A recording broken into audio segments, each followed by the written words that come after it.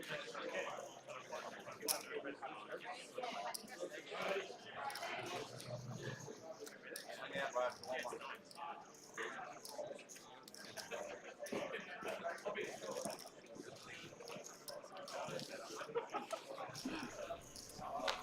everybody and welcome to APT. I have Mike here with me, APT Ambassador Mike Maddox. How are you going? Good, GG. It's been a slow start to the series for me, but not for the people still at this table. We're here for the Goliath final table. A slight bit of a delay in getting the stream up today, but better late than never. Here we are. It is. Now, we are just, sitting back and having a chat, watching and railing this table. We're not actually going to be commenting on, I guess, the technical side of it because there is a very minimal delay. This is a live, direct stream that we're doing at the moment. We've is it a 2-minute delay that we've got? Yeah, so we're going to run 3-minute delay for this one. And we started the day with 4 players left. Josh, unfortunately, finished in 4th place. Got it all in with Queen Jack after a short stack and found himself finding Bert's Kings. So that was a bit of an elimination. And since then, it's been a bit back and forth. We saw Sam starting to take the chip lead, followed by Bert had the chip lead, then Kai had the chip lead for a little while. All these players playing quite deep. Most recently, though, we've seen quite a few big pots going Bert's way, and Sam just getting it all in with pocket aces. I think it was against Kai at King 9 spades, and Sam found the double. So we're back in action here, 3-minute delay. We're going to give you the best chance that we can to give you live up-to-date pretty good commentary as we go. Gigi's going to be the camera operator controlling these things. And just want to hear your comments as well. Let us know how the audio quality is for you at the moment. And if we can improve anything. We obviously have no whole card cam, and we have no chip counts. So we're going to be giving you the best direct as we can. Just kicking on at 4 a.m. and then just been like, fuck it. I'm going to flick a bullet to the 2.5K. Day 2 on no sleep. On no sleep, and then day 3. Oh, fuck. Yeah, right. Yes, Bert, nice block. Yes, that's it.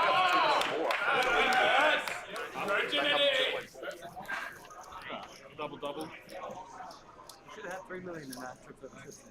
I might as well might as well show you what is going on at the moment. Players' Champs, which has kicked off, and it's booming, as always, my favourite event of the series. Yeah, huge field over there. I walked in the room this morning, and the room was jam-packed because you got Players' Champs on one end, and you got the 100K, the Big Chill freeze-out, the NWA, Melanie Wilkinson art. Obviously, we know Melanie does some fantastic art. She's over there. Have you had a piece yet? I have not had a piece. She has offered to do a piece for me. I just know that her skill set is so phenomenal, and she spends so much time and effort doing those things.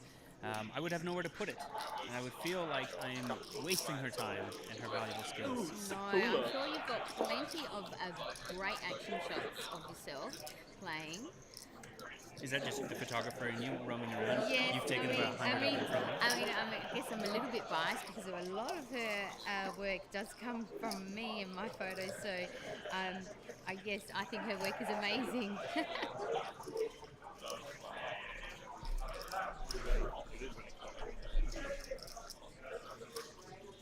So we got a decent pot brewing here. Jack of diamonds, 4 of diamonds, 5 of hearts in the middle. About 500K in the pot so far. Action between Bert and Sam. Bert's going to check. Sam on button will check back. He prepares the board. Action back on Bert. I mean, how great is this for Sam, though? He has done exceptionally well. I understand that this is his biggest score yet. Yeah, I mean, believe it or not, all 3 of these players, as Sam turns over his cards there, looks like he will take that one down. Pretty good. Darren, how'd you go? Didn't get a chance to see what he had, but Sam will scoop up that pot. And you're right, it is a big spot for Sam. He's played the Goliath quite a few times, had some deep runs before. Never found himself to this stage of the event, though. And here we go. I mean, $27,500. You can see in the graphics at the bottom, locked up for 3rd place. Kai as well. She's no stranger to big buy-in events. This is going to be her first biggest score at this stage of the tournament. And I believe it or not, this is Bert's biggest live score as well. He finished second in the grind last time here at Southport Sharks. 1 card away from winning that grind. Sure, he'd love to get some more redemption here. But he has got a trophy here, previously winning the PLO No Limit Hold'em rotation back, I think that was March of last year or something like that. Yeah, in Brisbane, back at Eaton's Hill. And to this day, that final table... No, that was here. Was it here? Yeah, that was here, right in the corner. I'm pretty sure it was in Brisbane. I'm pretty sure it was in Brisbane and it was upstairs. I'm thinking of another event, but I know because it is, to this day, my favourite final table photo I've ever taken. Second final table. I do remember yours at that same series. All right, we're going to see Bert coming in for a raise. Looks like 115,000, maybe 100, probably 120,000. I think blinds are 30K, 60K at the moment. I do have some updates on the chip counts. Bert is sitting quite nicely with 3.3 million, Kai 4.5 million, and Sam's coming in with 2.5 million in chips.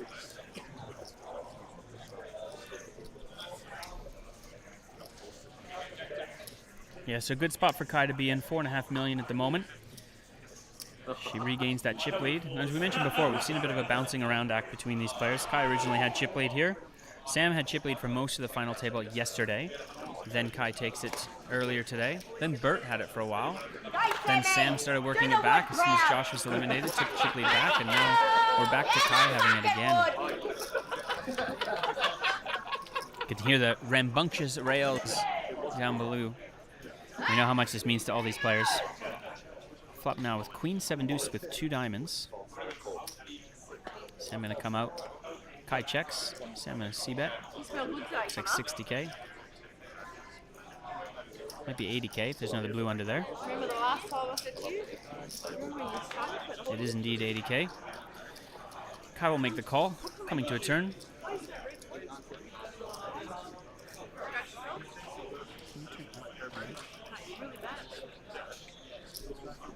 Not that one.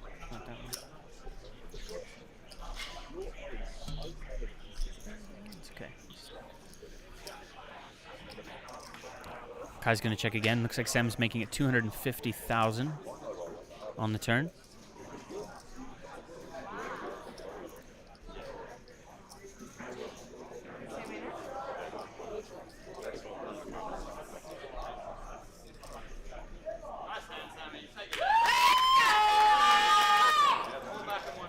Sammy's going to take that down.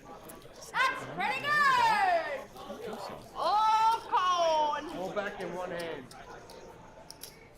Get the back in ready. Hey, Sam, I've got some small waiting.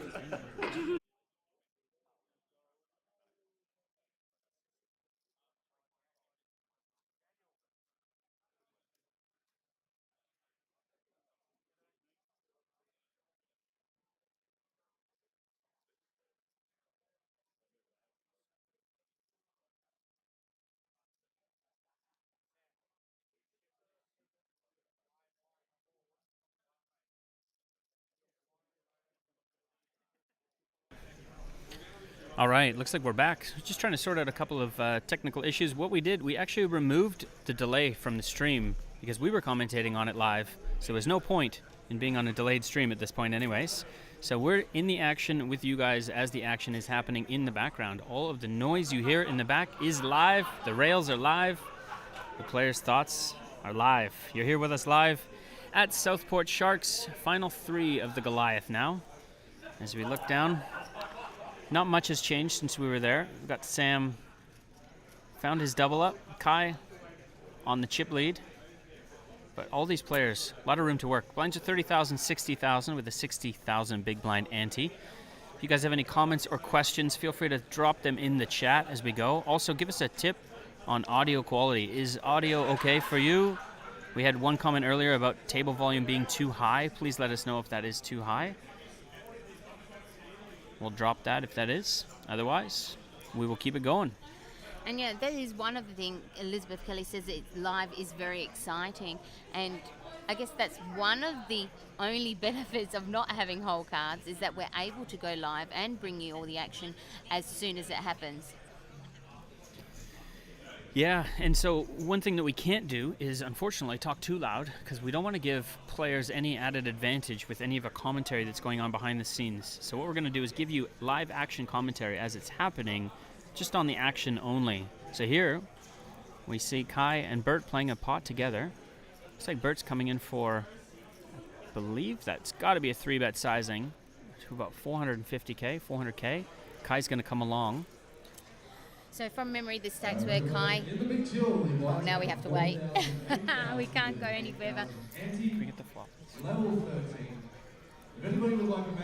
Flop, Jack 8-6, 2 spades.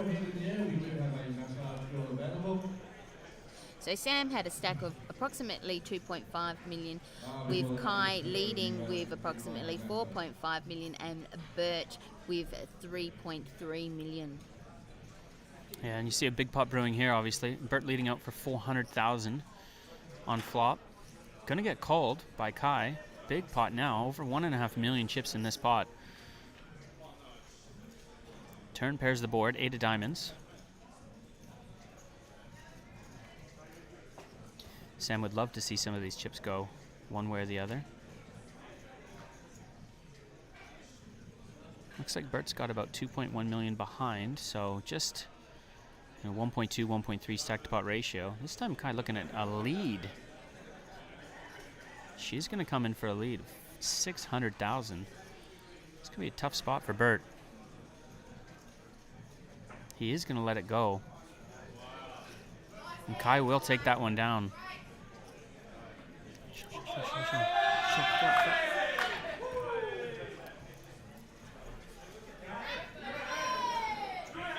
Didn't get a chance to see that one.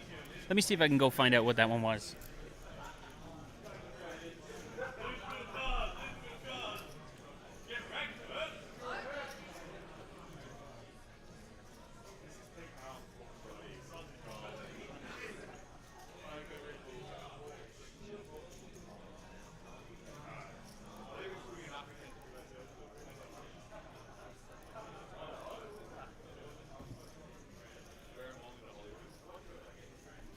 All right, so we're blessed with a bit of extra information on that hand. Looks like Kai accidentally threw in a big chip, a pink chip, wrong denomination, with another chip, and they had to classify it as a raise. Bert tried to jump on that and re-raised. She did see the flop, and what she ended up showing, ace-7 offsuit. Reminder, flop was jack 8-4, I think, with another 8 on the turn. So, very interesting line to take. Obviously putting pressure on Bert back, and sometimes power poker does the job. We see Kai using that chip lead and that power pressure to her advantage. Another heart here peels off on the turn. King of hearts, 3 hearts on board. 10, 3, 4 king. Sammy's going to bet 300,000. Bert's starting to find his way into a little bit of a tight spot now with his stack size.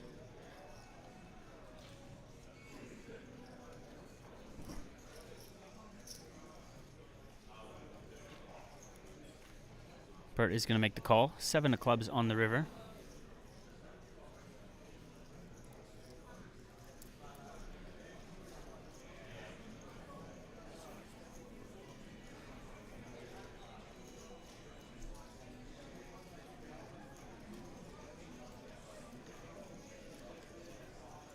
Action is on Sam here. On button. Takes a look at Bert's stack. It's just under 2 million now remaining. That is going to be the all-in. And Bert is going to have to go in the tank on this one. I like Dean Stacey's comment, the chips look cool on the vault. It almost looks like they're coming out of the vault, doesn't it? Yeah. Now, the vault is an event that's coming up in Sydney at the end of the year. It is going to be huge. It is a $5,000 buy-in for that event.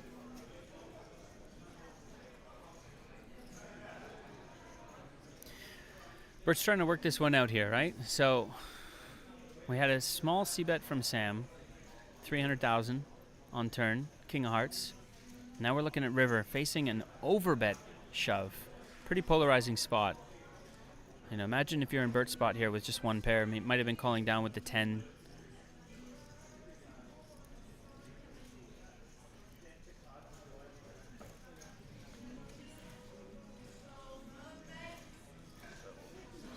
This is obviously a pretty polarizing spot. It looks like Sam has... Can't see how many pink chips he's got there in front of him that have been put out, but it's got to be pretty close to Bert's stack size as well, so it might not eliminate Bert, but it's going to put him on fumes if he loses this.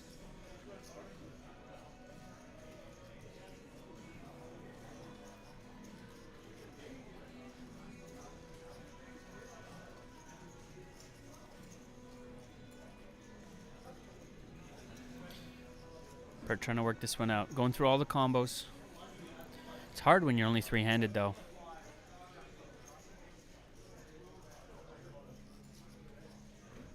You know, standard raise from button from Sam. Defend from big blind from Bert.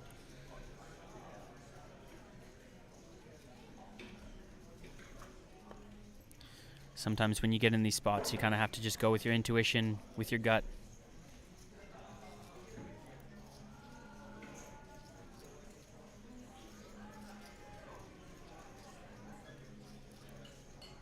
Bert certainly no stranger to these kinds of these big spots, these big decisions.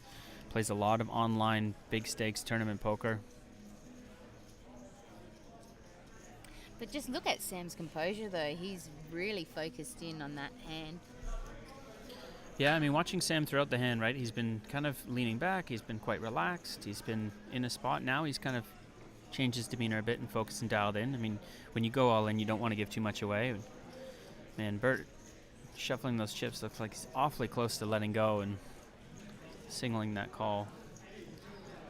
It's always an interesting dynamic when you get to sweat with the players. Let's see your guesses in the chat. If you guys do have something, what do you think Sam is jamming here with? Do you think... You know, we've seen Sam a couple of times earlier in the tournament. He did pull off a 4-bet jam over top of Bert when it was three-handed, and for 55 big blinds all in, and then show a 5 of hearts.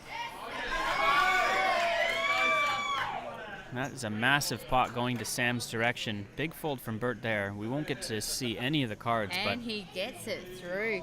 Now, isn't this interesting? Like, we're just sitting here and we're just wondering, what has he got? It's such a different dynamic when you don't have the whole cards. Very, very, it's exciting. Yeah, I mean, you get a chance to see from the actual poker player's perspective. You know, when we're watching it and we get to see all the cards, you do have that element of everybody kind of knows what every player should be doing at all times. And now you're sitting here and you're like, well, geez, I just don't have any idea. Makes it a lot more difficult, and that's what makes poker so much fun. Your opponent can have any 2 cards at any time and bet any amount of chips. Well, I don't envy you right now. I mean, it's easy to commentate when you have the cards in front of you. When you don't have the cards in front of you, I think, yeah, it's exceptionally hard, and I think you're doing a great job at it. Well, we just try to give as much action as possible here. Kai coming in from a raise on the button. Standard defend here from Sam. Sam will check. Kai leads out for 200,000. Looks like Sam is going to come along to a turn.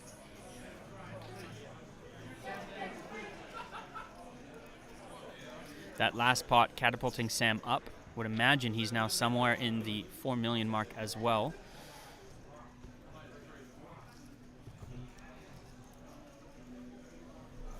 Sam does check again to Kai.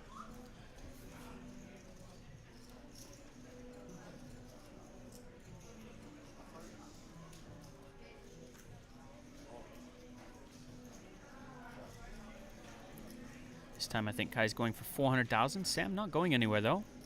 500,000, excuse me, makes the call. Big pot again. Lots of big pots now. Over 1.6 million in this pot. Very interesting river. Completes flush. Brings us inside straight. Now, what are the chances of either of them having a heart or a 5 there?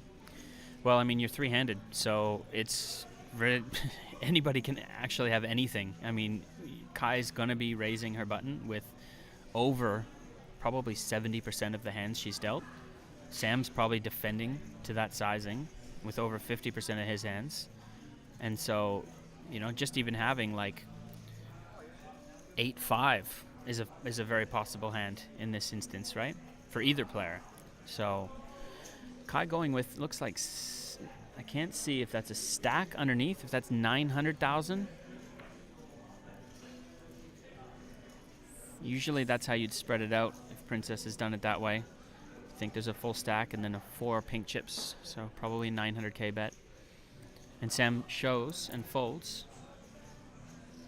I think he showed 2 picture cards. Maybe he showed a jack.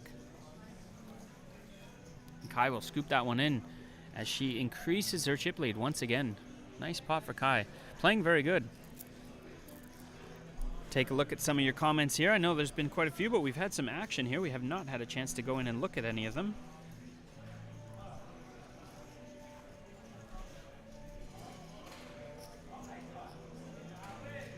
Paul asking, audio is good. Any chance of overlay of chip values?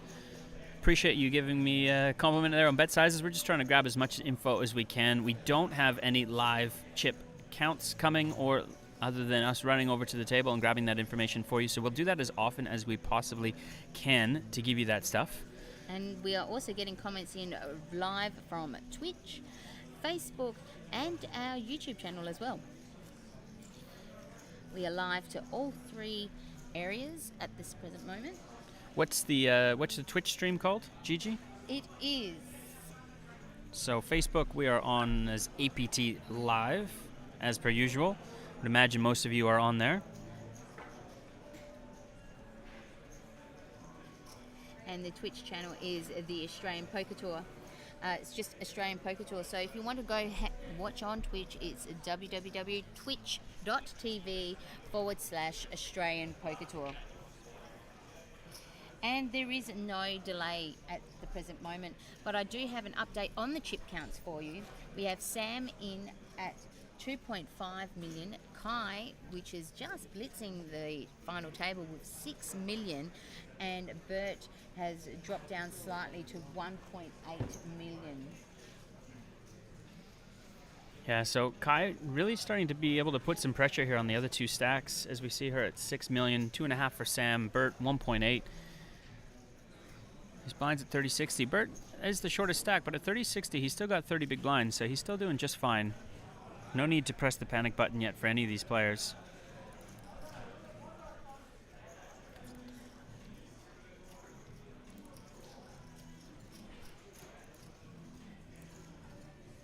Looking at some of the Twitch chat over in the corner here. Oh, actually, behind the scenes, looks like we've got Bert all in here. So we've got an open from Button for 200,000 from Kai. Bert has rejammed.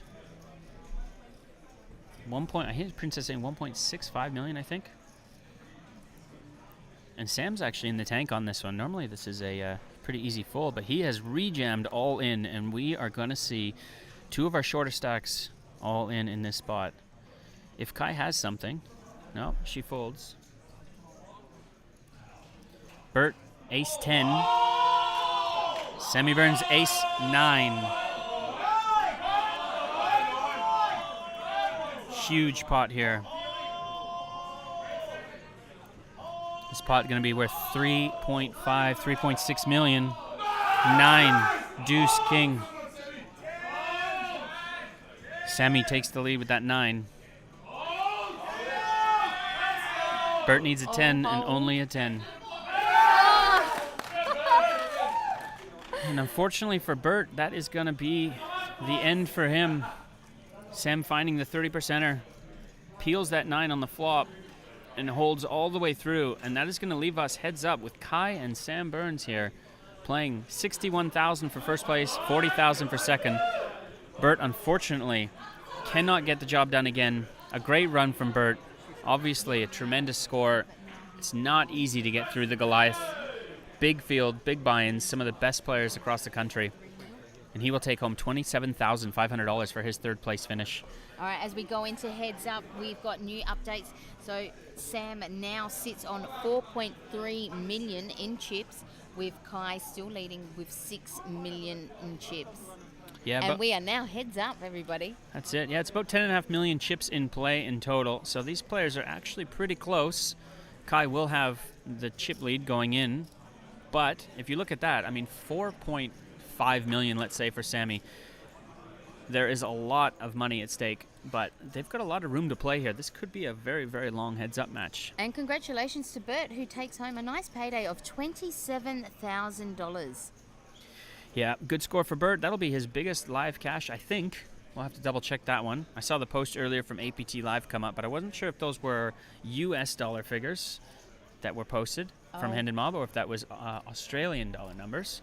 We are now down to the nitty gritty. The heads up of the Goliath.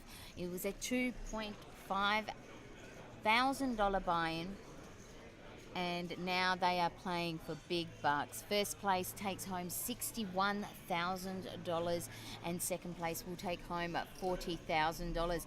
And again, like we mentioned before, this is Sam's biggest score yet. So yeah, both players' biggest score for either of them, and you gotta give credit where credit is due. Both of these players have worked tremendously hard to improve their game, both on and off the felt. Both are always in the mix in a lot of these events. Sam upping his buy-in stake, knew he had always knows he's got the skill level to compete in these big buy-in games. Hasn't always taken the risk to play them. Finds the nice run through here. We see this pot starting to bloat itself a little bit. 4-4 King 8. Third heart on the river.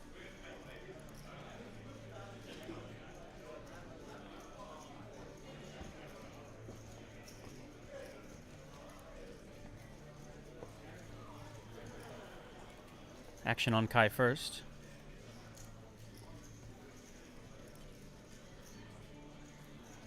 So we're going into this heads up currently at a level 24. Blinds are 40,000, 80,000 with a big blind ante of 80,000. Kai going to come in for a bet of 600,000.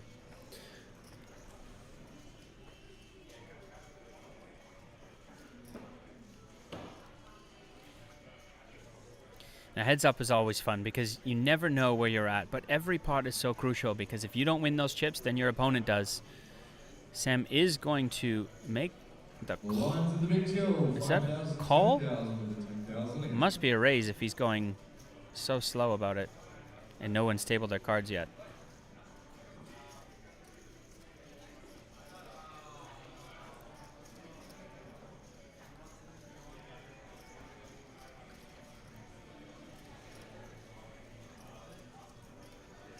There is going to be a raise, in fact.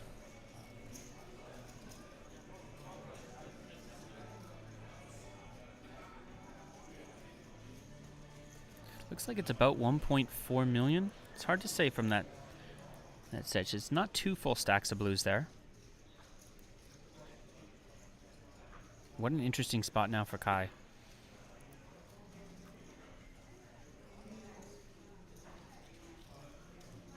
I mean, you would think it's got to be hard for Sam to be bluffing in this spot. But what do you do with Kai if you're sitting on an 8 or a king?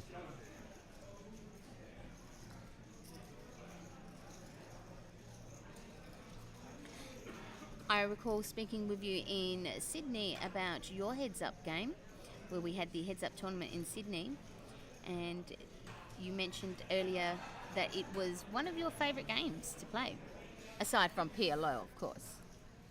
Yeah, so APT Sydney happened last time when we were playing the Heads Up Championships for the first time. Did enjoy it. Didn't last that long. Got eliminated in the first round in the second level. So as much as I enjoy Heads Up, it's much more fun when you're playing Heads Up for a massive payday. You know, at the end of the pointy end of a tournament. That's a great spot. Just looking at the comments while we have Kai here deep in the tank. Got Craig coming in. Was that a 30 big blind call with ace 9-0? I think Princess mentioned it was 1.65 million from Bert, and the blinds were 40, 80, 80. So we were behind on blind level there, which means it was just over 22 big blinds or something like that. So three-handed, 22 big blinds. I think ace 9's right on the borderline of that one. Sam obviously wanted to take a bit more of a high variance route to eliminate arguably one of the best players left. And does so. Now finds himself in a spot where he's got Kai deep in the tank.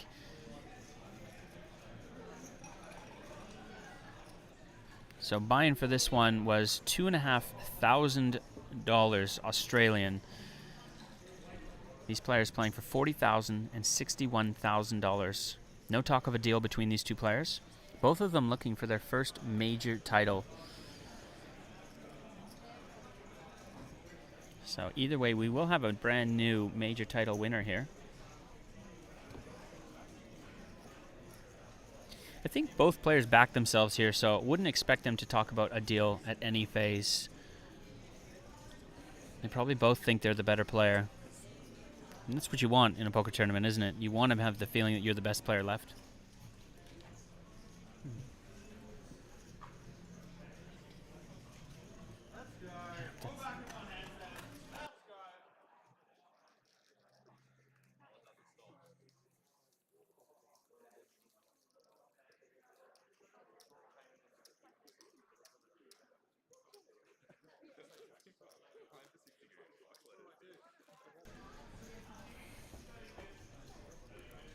We do see Sammy get that one through, takes that one down.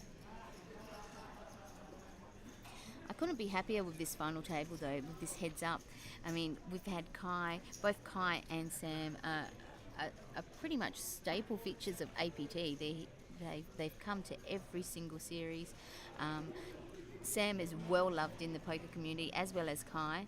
I'm extremely happy that there's a female going heads up. We could see our first female Goliath winner, which would be very exciting. But then at the same time, I can't wait. I want to see Sam win as well, because he's just such a lovable character.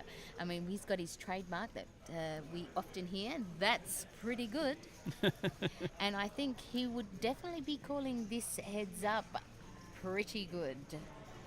Yeah, it's going to be interesting to see how these two players go at it. I mentioned before, both of them have made some investments off the felt in their game. I saw Brendan Ruby standing behind Kai. I know that Kai spent a bit of time working with Brendan.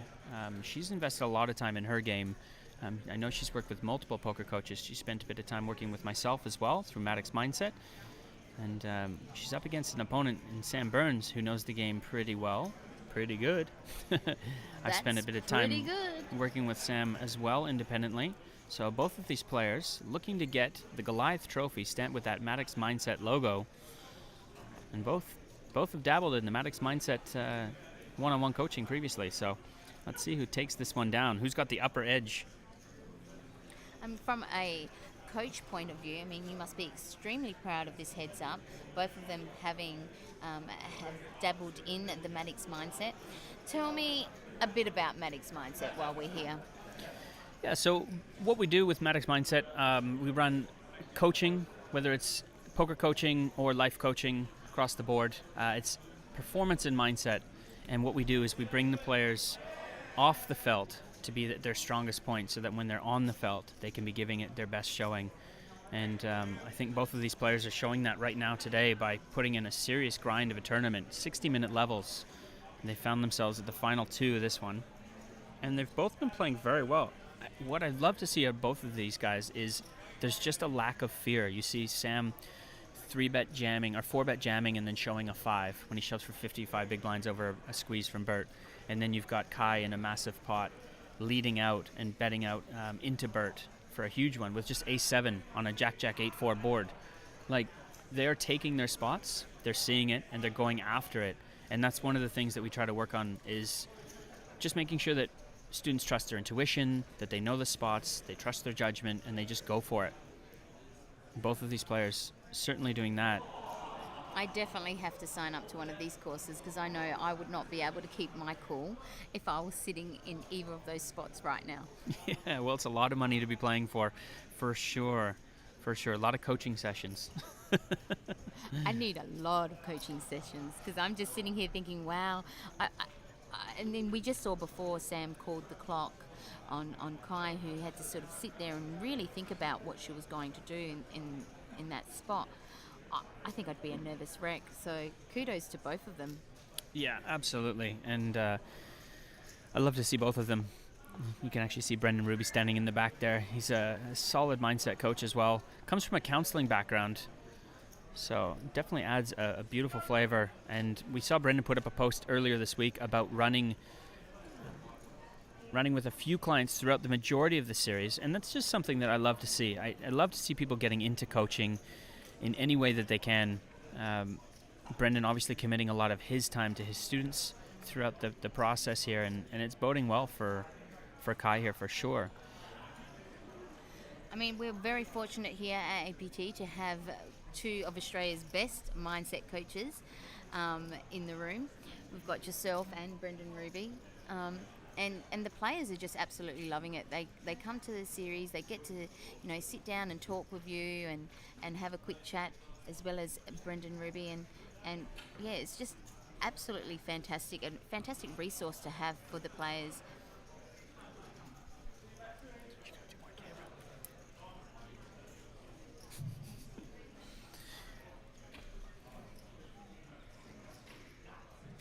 See a few pots being traded back and forth here.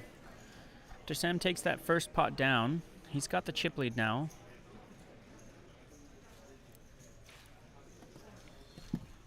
Alright, players in the players' championship, finish your hand dry.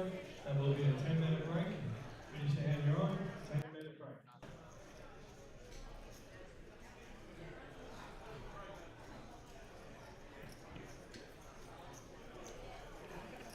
Looks like they've actually flipped their stacks from the opening start. Sam's got the 6 million chip lead now. Kai's just got about 4.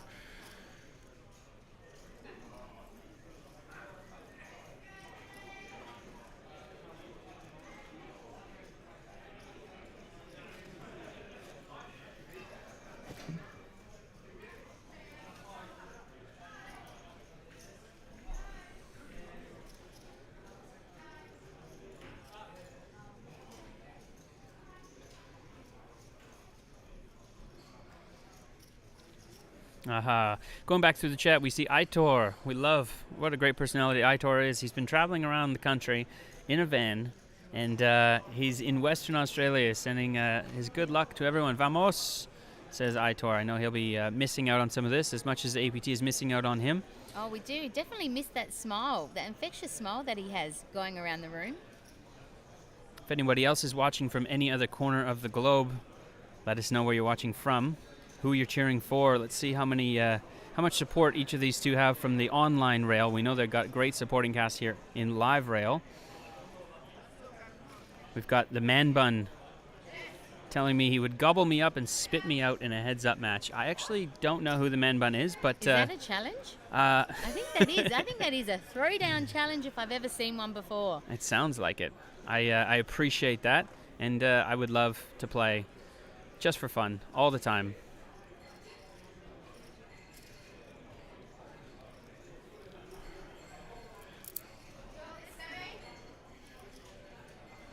We've got Christine Checksfield all the way from California, I believe.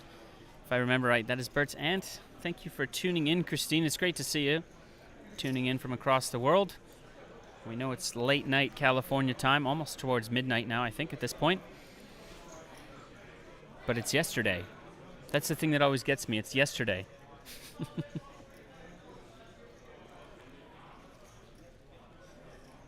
I've got Sam Woodford saying, what a great heads up. It is, I mean, it's always great when it goes down to heads up, but to see two players that you wouldn't normally see in heads up, especially in the Goliath, it is very, very exciting. And congratulations to both of them for coming this far. I mean, they're going to be taking home a huge payday today. 61,000 for first and 40,000 for the runner-up. Yeah, we see a bit of a pot brewing here. Nice big one. Queen, 9 of spades, 5 of hearts on the flop, 9 of hearts on the turn. Sam is on button. Sam going to come in for another bet. Looks like 700K, and he will take that one down. Sam increasing his chip lead.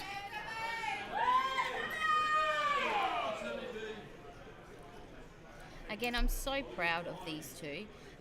I mean, I've seen Sam start at APT. He started off in the low-end buy-ins, and now here he is, heads up of the Goliath.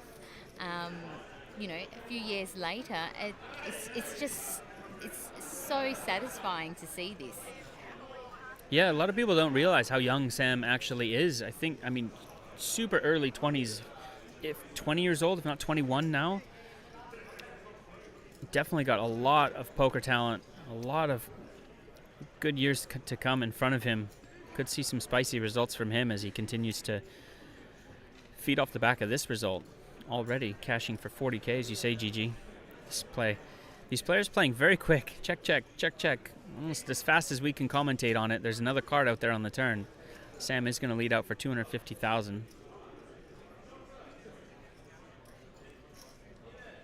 He's going to get looked at by Kai. Queen 8. That will do it. And again, peels another pot towards him. And the thing about heads up is every time you lose a pot, it does go to your opponent, and the mental swings can be very, very difficult to hang on to. You're always thinking like, I just lost that. You can really feel the momentum because it's a very momentum-based game.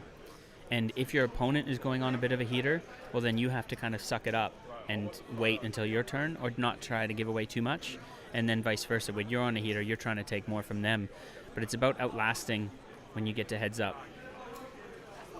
And we're going to see how Kai deals with this, as she's lost a few pots in a row now, including the big ones. Came in with a chip lead, about a 1.5 to 1 chip lead over Sam. Sam just been on a tear. Knocks out Bert three-handed. Ace-9 against Ace-10. Finds the 9.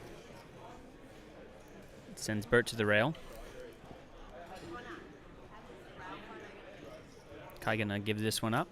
Sam will take the walk. Always nice to have a walk. We look at Kai's stack now. We got a full stack of pinks, half a stack of pinks. Each stack being 100k chips is 2 million. So she's got about 3.1 million now, with 10.5 million chips in play. Sam's going to have about 7.4 million. So he's got more than a 2 to 1 chip lead now.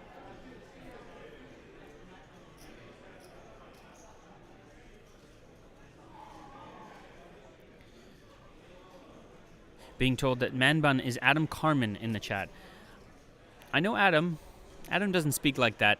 I would be very, very surprised if Adam was saying he'd gobble me up in a heads-up match. He's far too polite to be saying things like that.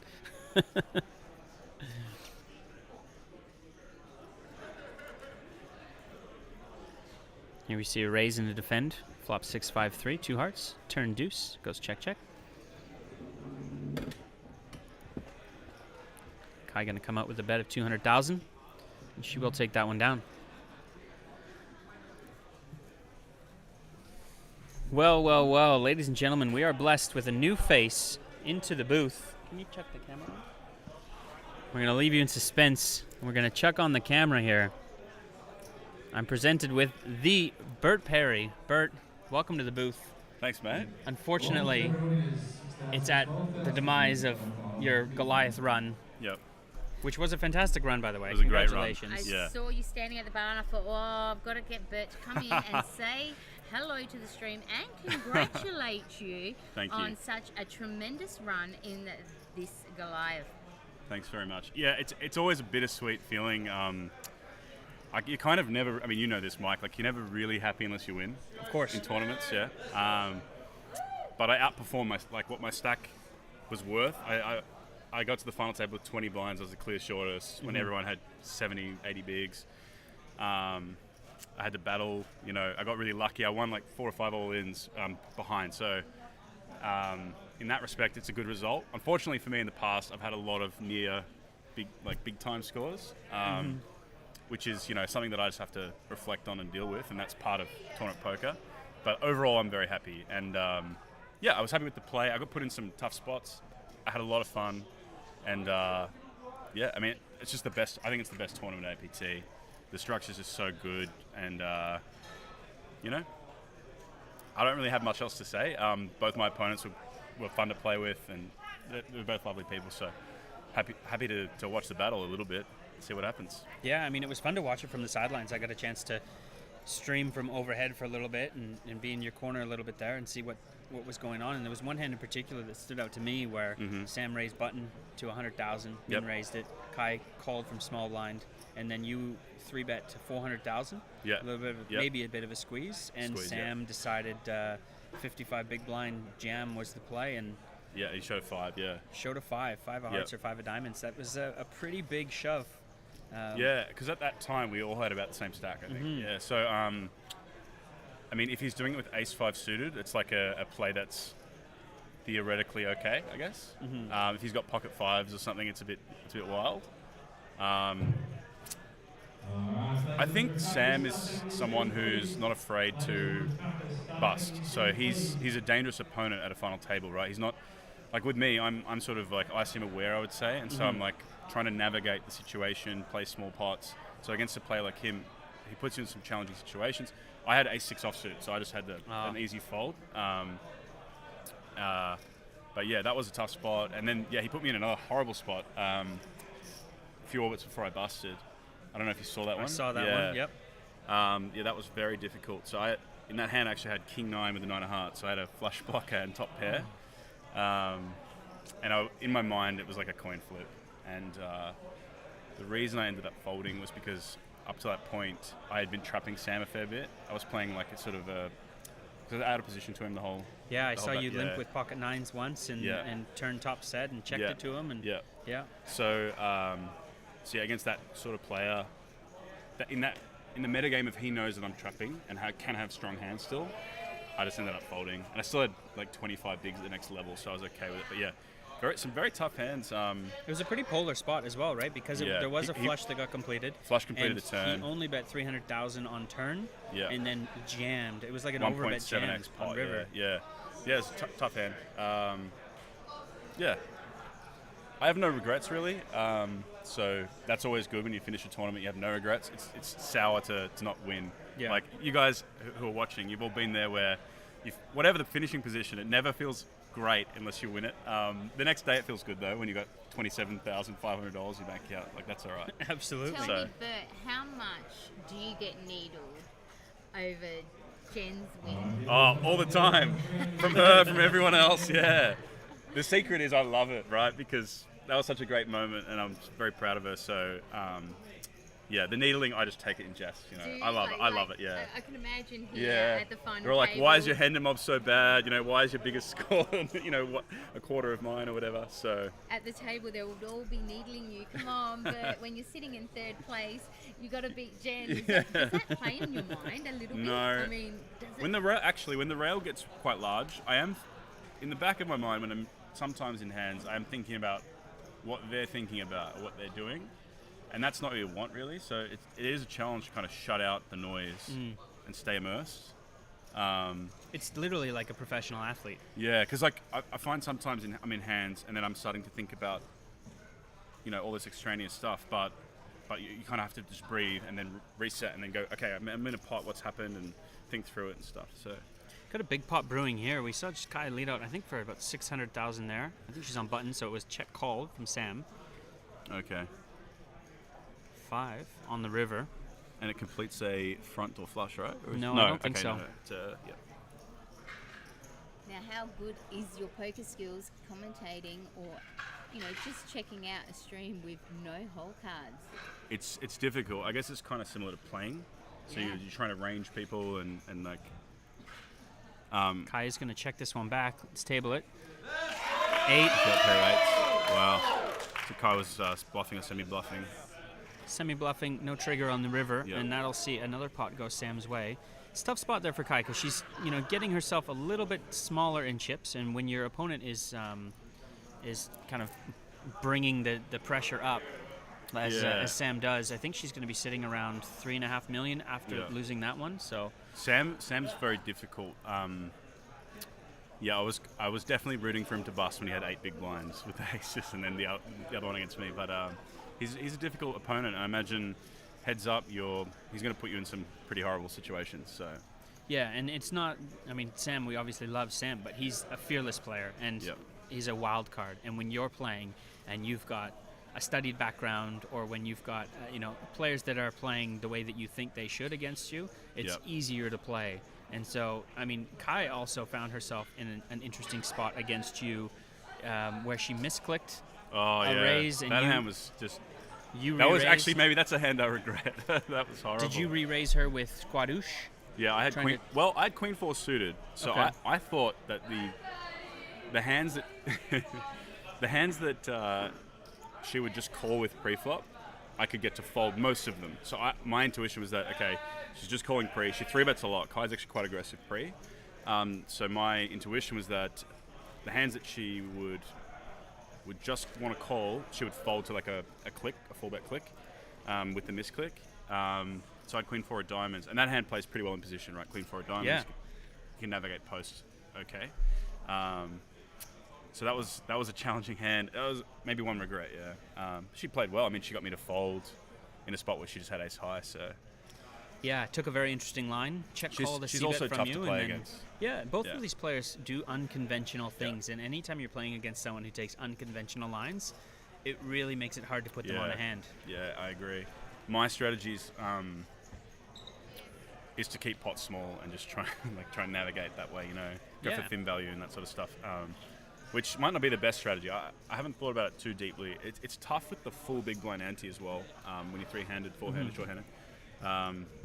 Because if you're too tight, you just get run over. So it's like finding that middle ground between being.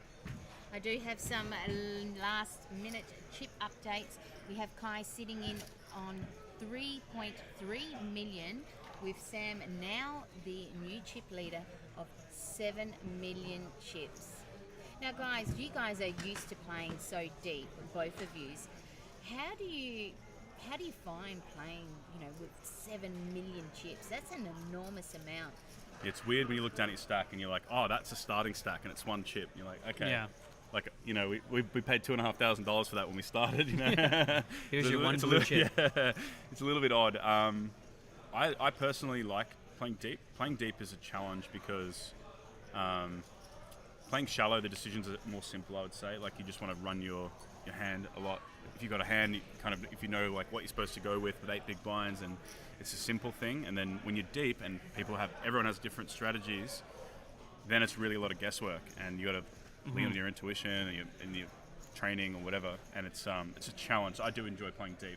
In my limited tournament experience, I know that I'm able to build up a stack, and I get there. It's very early on, and I have all these chips, and I think, wow, I'm doing so well. And then the minute I am have a big stack, I just think I kind of poop myself. I'm like, I don't know what to do with it, and then I just stack off really silly because I lose that focus, I guess. Yeah, that's a challenge. Yeah, it's really tough to play. I mean, when you get deep, I think having a lot of cash game experience allows you to be more successful when you get deep stacked in tournaments, because you're used to playing pots when you're 200 big blinds deep. And this structure... Being comfortable, right, when they've 3-bet the turn and you've still got 100 big blinds behind. Like you said, cash game experience helps with that. I came up through tournaments, so I never liked playing deep. Playing deep was tough. Yeah, you can't just 5-bet shove pocket fives. Yeah, it doesn't really work. Yeah, well, you can, but I've had a lot of cash game experience, and I find that when I do play tournaments, I really struggle, because obviously in cash game your range is so much wider that when you do start playing and you are deep in tournaments, I find that I'm doing very silly. Yeah, I think. calls. Well, the big thing about tournaments is it doesn't really matter what you do in the early stages or the middle stages. As long as you can sometimes get there. And that means if you're playing, you can play a really loose aggressive style or very tight, and they're both okay. And then it's when it comes to bubbles and final tables, that's where it's a completely different skill set. So maybe you're just having trouble with, maybe I should just not play tournaments. Yeah, maybe give up. Looks like Sam took down another one, reasonable sized pot. No, maybe I should just not play tournaments at all. It's just not for me. But I was having this discussion with somebody the other day, and you'll find that a lot of people that are new to poker are actually more comfortable playing tournament poker than they are sort of delving into cash. And I just find that it's, I think tournaments, like a place like the APT, you've got a huge buy-in range, and so you can kind of dip your feet in $50, $100 tournaments. So that's kind of the barrier to entry is lower for tournaments. Also, the idea that you can win, so much money up top. Even in a $100 tournament, you might be able to win $10,000 if you like a lottery. ship it. Yeah, so that's what got me into tournaments. I was playing cash game. I was paying 5 cent, 10 cent on PokerStars years ago, and I was like, oh wait, I can play a different version where I can win a whole bankroll. Yeah. Okay, I'll play this instead. It's more. I'm a bit of a degent, so I like that stuff. But, and there is a thing with lady luck as well, right? Your first time playing a tournament. The amount of times I've heard people say, I won the first tournament I ever played. There's no secret that beginner's luck is a thing. I think also tournaments are more kind if you're a newer player in terms of absolutely your experience at the table, and then your ability to win. I think a wide array of players can win a tournament. And on any given day, if it's your day, you're going to win, right? And yeah, like someone with me who's got a lot of experience, I might have an advantage. Mm-hmm. But most of the time, I'm still just going to bust. I'm going to bust 80% of the time. I'm going to bust. So tournaments are a bit more egalitarian in that sense, where like sort of anyone can have their day, and you know you're running good. You're in this state of flow. You're playing good, and you just win, right? Maybe even against a table where everyone's better than you theoretically or whatever. And so that's what's kind of exciting in that tournament. I think cash games are a bit more savage in that way. Where if I'm playing a person who's better than me, which they're many better than me at cash, I just over a decent enough time, I'm just going to lose to them, right? So Yeah. Whereas a tournament, it's one tournament, right? Anything can happen. You just play your best and go for it. And I think that's the crazy part that you bring that up. Like, even you are comfortable, as good as you are, as studied as you are, with 80% of the time not cashing. Yeah, it's it's a sick thing, isn't it, that we do to play tournaments. That's just the reality. It's the reality of it, right? It hurts my soul to not cash. Yeah. And like when you're running bad, you're at the lower end of the variance of 80% of the time. So you might be cashing 5% of the time when you're running bad. 2% or whatever, yeah. And that's really, really hard. Yeah. How's that soul feeling in the last few series? Oh, for me, it's been, with the exception of one good series in Townsville where I picked up a couple of trophies. You won the 3K there, right? Won the 2K that 2K, time, yeah. and a smaller side event as well. But it's been dismal since December. It's been very difficult, and it forces you to look at things differently, to take a break. It's tough. I definitely advocate for taking breaks. I've had to take many breaks. I mean, you guys both play a lot of poker. Yep. You play a lot of series. Like you said, you cashed well in the Townsville at the Ville. Mm-hmm. Was yep. Both collected trophies both at APT and elsewhere. At APT, at APLPT, you guys have had enormous success. WPTs, you know, it mustn't be easy. I mean, maintaining that run, that you know, all that high expectation that you must always have to cash. It must. How do you find, you know, that plays on your mind? Yeah, I mean, the more experience you get, the more used to bricking tournaments you get, I think. And then you do stuff like I do. I'm very nitty with my bankroll, so I'll sell pieces to my friends. And so then, you know, if I bust the Goliath, I don't lose $2,500 unless I'm having a shot or whatever. But you know, so I might have half my own action or something. So did you sell a lot of action to this Goliath? A little bit, yeah. Oh, you did? Yeah. And how does that feel, having to pay that out now? I love it. If I'm paying out to people that have a piece, it just feels good. I love it. I love the experience. It feels like you got a family behind you almost when you're deep in the tournament. Everyone's rooting for you, and it's not just like a personal investment where they like you and they're a friend or family, but there's a little bit of spice on the top, right? So that's good. How is your, I know when you guys sell action, you both have your individual chat groups. So you've got Mike's action group and you've got 30's action group. How is your action group going? Oh, they love your it. Chat group going while you're on that final table? They love it, especially yesterday when I had 175,000 and just kept winning all wins. They were going nuts. Yeah, it's a lot of fun. I think that's also something that tournament poker has a massive edge over cash games is the community, the sense of community. Yeah. And you know, whether that's opponents, right? Like these two players are still in. I was battling them, I was trying to beat them, right? But we're still friendly, we're still friends. And you know, like even people who just watch you play, like friendly faces at the APT, for example.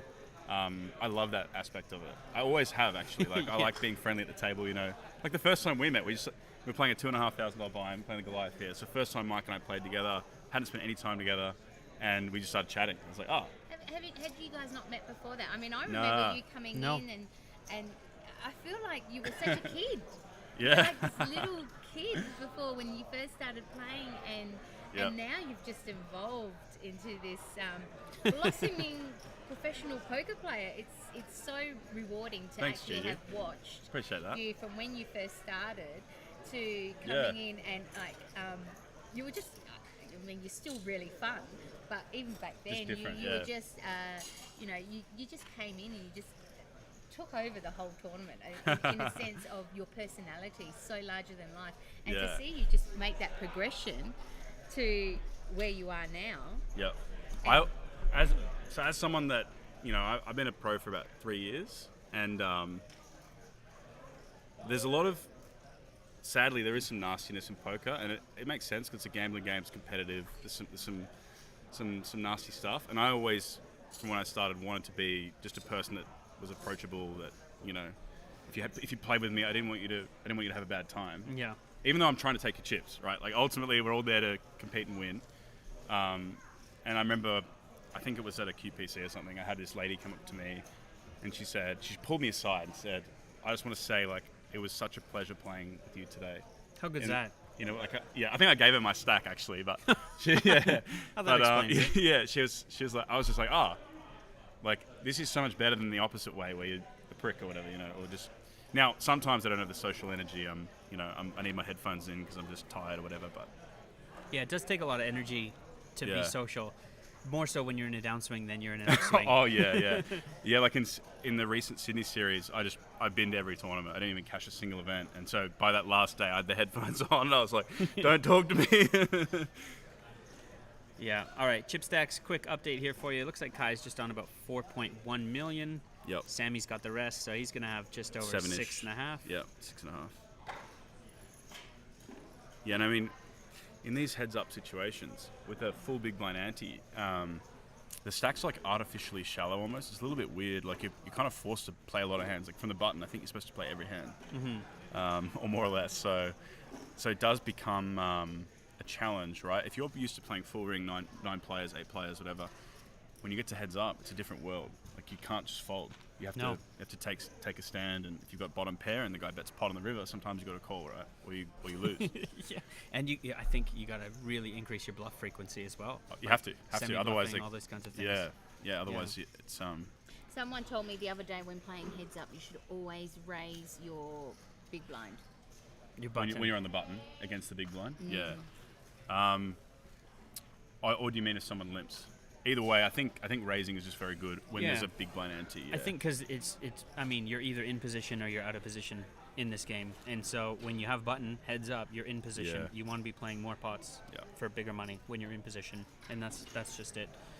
But you see these two players here. I mean, we look at the stack sizes, right? If Kai's sitting on 4 million chips it looks like they're still at 40-80. 40-80, yeah. So she's going to have 50 blinds. bigs, which is a lot, but it's not the same as 50 big blinds 9-handed, right? Because you're big blind ante here every second hand. Yeah, if you've got 50 big blinds 9-handed, you can just fold for 2 hours, and you probably still have 35 big blinds or something. Exactly. Yeah, if you do that in heads up, you're just done. You're out. You have to play every hand, give or more or take. less, and and the swings are huge because if they're not coming to you, they're going to your opponent, the chips. So we really need to hang on. With these guys being this deep, and both these players are capable of playing a lot of hands. They're actually, neither of them are easy opponents, you know. So you can see it's big pots, lots of bluffing. Yeah. Yeah, and going back to kind of what you were saying earlier, Gigi, about Bert and I not really having met each other before. I mean, we would have met at that series. That would have been March of last year. Yeah. And I had only just come into poker. My first series was January of that year. So this was before... Yeah, you like unretired in January. Yeah, unretired. Came back, I like that. That's a good term. Yeah. I stopped doing a real job, and I decided poker was the thing again. Yep. And so I knew Bert was a personality within the poker community, but I, hadn't really worked up the courage to talk to him yet, that kind of thing. Although in my... Bloody Mike, he's just so modest. No, but for real, like in my January first trophy that I won in my Omaha, Because we were both there, yeah. I had gotten a GG Rail patch, and I put it on. That's his little club, right? And I didn't talk to him to get it. I got it from... Yeah, I think you asked Simon. Simon Chaheen was like, "Oh, my mate wants one of your patches." And I'm like, "Who the fuck? Who the hell's this guy?" You know? But I did it anyway. Yeah. And it was beautiful. And then it became my favorite And then winner's photo. the first time we met, we shared a house, and then sat down next to each other at the Goliath. Well, that's one way to meet somebody. Yeah. You just move in with them. You know when you meet someone and you just get along straight away? That's what it was like with us, right? Oh, Sammy, he's gonna love 9s after this hand. He finds a 9 on the river. Oh wow. Wins So- a nice little pot there. Currently, Sam has 6 million in chips, and Kai with 4.1 million. Yep.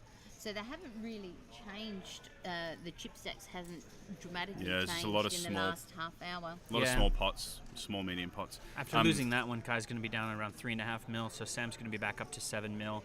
2-1 chip lead extended again. Yeah, but it's important in these situations when you're short to not panic. You just got to think about how many big blinds you have, and if Kai doubles through Sam, the chip stacks just swap, right? And then Sam's the one who's got the shorter stack. So, Yeah, and you don't really need to get worried until you're like 10 big blinds or something. Then it's like, okay, probably need a double soon. How long ago did we start this heads-up match? How long do they have until they crack the 6.5 hour mark? Yeah. Oh yeah. Yeah. You played a long one.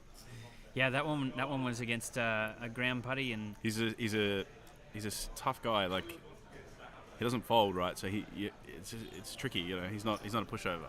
No, definitely not a pushover. Yeah. And that was enjoyable, to say the least. It'll be an experience that I take with me. He's just one got of my most he's fond got memories. so many good stories. Graham. He does. Speaking of the devil, before we've got 9 more minutes, and then we go on a 15-minute break. And speaking of the devil, Jen Cassell herself. Am I the devil? Oh, no, we were just saying how awesome. First off, congratulations on your super win. It was so good. I was Speaking so to him. proud to They watch. can't hear you, Gigi. I was so proud to watch you do that. But we were just saying to Bert, does he get needled a lot that you Do I? technically I've heard a are comment. the better player? Mr. Luke Martinelli, if you would like to come and help me out here and support me. Bert's supposed to be the professional poker player in this relationship, but I don't know. Times have changed recently. Maybe he should get a gig dealing, and I'll stick to the playing. Hey, if anyone's hiring, I could do dealing once a week. Twice a week. So, send me an email. Jen, just going back on your win, did Bert coach you? I mean, obviously he did. He coached you through it all. He definitely helped me. How was that feeling? That was just so surreal. Yeah, I to think watch that it. Bert just had to help me lose all of the feeling in it, to be honest, and just be like, you're there just to play the cards. Like, keep into your spots, play what you can play, and then the results are the results. But just play the good spots in poker, play good poker, and you'll be proud of yourself no matter what. And the fact that I got the win, it was just the most incredible thing. I would never hope. Many people here in the poker community have seen me come from pub poker then to dealing, and myself winning a main event, it's unheard of. So it's just it's hard to win. Unheard of. Well, so it so just you've gives so many people hope, right? You've started off, I think one of the main pointers here is get a professional poker boyfriend. And then take down, because before that you took down the event here at Eaton's Hill. Yeah, that was the so first one. that was that was very awesome. exciting for me. I actually have that picture of you winning that hanging in my room back in Adelaide, South Australia. Yeah. and because it's just such an awesome picture. The look on your face is just priceless. Yeah. There's nothing like winning a tournament. I think it's such a special feeling. And we're all chasing that feeling, right? Mm-hmm. Always. Even if you've won one, you still want to win the next one, right? Yeah. And then you go on, and then you take down an even a gazillion $1 million score. Following that up, it's just so great to see. Congratulations again on that. To be honest, I was still on the high from coming off the 15K win for myself was a lot. and then to go in and play a $1,500 buy-in and win 100, was supposed to be 130K, but we did a deal. It was just so insane for me, right? Yeah. So coming off that win, that first one when you won the 15K, did that give you obviously that's increased your confidence level immensely to go? Would you have normally gone and played a main event after before that win? Probably not. That was only I had thought about that, and then I had been realizing that I'd been playing more and more bigger buy-ins, and I was comfortable in those bigger buy-ins, and obviously Bert's helping me a lot. Usually my game before meeting Bert, I was $4 buy-ins, and I'm good. I'm happy having fun. I'm happy on that. And then to realise that you can make it a real thing. No, I can't do a $100 buy-in. I'm stressed. That would be me. I'd be very stressed at playing a $100 buy-in. That's how I was when I started. I was shaking when I played an $80 tournament, the first time. But I think it's just important to keep dipping your toes and just try it. If you normally play $100, try the main event, the 250 or 300, or if you normally play 200s, try the 600 main here. Just give it a crack, Are we going and to then see you, see how you Jen, go. jump into the Players' Champs? Maybe not tonight. Still just having a bit of a break, just resting after the big win. Because you know the rule. He wants to protect the bankroll, you know? You know the rule of the Players' Champs, right? If you win, you need to propose. And then propose to Gigi. To propose to Gigi with the ring. That might get no me discrimination. In. I really would love to propose to Gigi. No discrimination. If you win, I But has expect anyone a proposal. actually? There's been so many proposals. When's the lock-up actually going to happen? The wedding day? Yeah, no. It's like, is it really worth it, me winning, and then I'm just going to get like Rejected. That's awful. I've just won. That's supposed to be an awesome feeling, and then you're going to go and reject them. It's a bit of a poker juju now. Like it's a bit of a poker run good. I think back to all the proposals, and one in particular, the fiance was actually watching and recording the proposal. So that one there was a little bit awkward. Was this Chris and Zoe? Or? Yeah, that one there was a little bit awkward. But yeah, it's all in good fun, and I think now if Bert goes and jumps in and then wins, I will not be happy watching him get down on one knee and proposing to you, Gigi. There might be a little bit of a girl fight happening there. You're going to have to film it. How about we do this, right? Bert, you go win the Players' Champs. Jen, you stand right there next to me, because it's bad juju now. Like, it's you're cursed if you don't do it. So, but Players' Champs is another great tourney. The structure's really good, yeah. One of the best things about the Players' Champs, and again, I was talking about this the other day, is somebody said to me, the Players' Champs is like the best of the best. Mainly because you don't have that option to rebuy. Yeah, freeze out, yeah. So it is the best of the best. You have to be on your game and playing that one there. But I still think Jen should jump in, prove us all wrong. We've got Kai here on the heads up table. Looks like Let's go, Kai's girls. won a pot. Let's go. It's a nice little c-bet on Jack 9-8, two-tone. Yeah, Kai's, while we've been doing our little chats here, Kai's unfortunately found the shorter end of the stick on some of these pots. Had ace-king, decided to just limp, and Sam got there, had the best hand at showdown, and Kai's found herself down a bit tighter, just over 2 million in chips now. So Sam's extended that lead out to 8 million chips, which is about a 4-1 chip lead. When you're getting blasted, sometimes in heads up, the variance of heads up is very, very crazy. So you can lose 10, 15 hands in a row.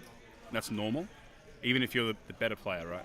And that's normal. And so sometimes, it can feel like you're up against a brick wall. You're like, I can't make a pair. Well, and they just keep making top pairs. It's very important to stay calm in that situation. It's happened to me so many times. You got to weather the storm. Exactly, yeah. Mm-hmm. And that's why a tournament like the Goliath's great, because you're deep enough that if it does happen to you, if you lose 25 hands in a row, you still got chips normally, if you're lucky. So you still got a chance, All right, I think Jen's calling me to get going. Me?